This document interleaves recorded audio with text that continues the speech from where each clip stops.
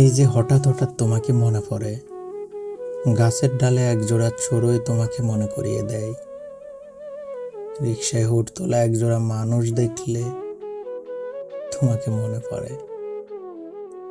দিনে এরকম অসংখ্য কারণে হাজার বার তোমাকে মনে পড়ে। তাই ভাবলাম দোষ বোধহয় আমার ওই চক্ষু দুটির। রাতে হঠাৎ ঘুম থেকে উঠে দেখি ঘড়ির কাঁটা তখন 3টায়।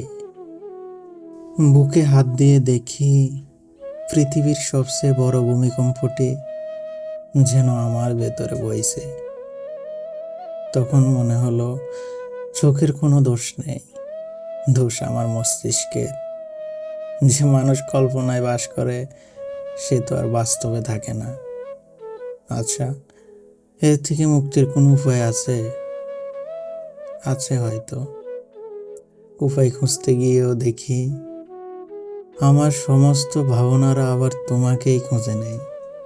আমি যা লিখি তাতেই তুমি চলে আসো। যদি লিখি ফুল, তুমি হয়ে যাও সেই ফুলের কাঁটা। যদি লিখি দূরের আকাশ, তুমি হয়ে যাও রাতের জ্যোৎস্না। অনেক ভেবে দেখলাম দোষ চোখের না, মস্তিষ্কেরও না, না শুধু হাতের। সমস্যা আমার শরীর জুড়ে, সমস্যা আমার সর্বাঙ্গে।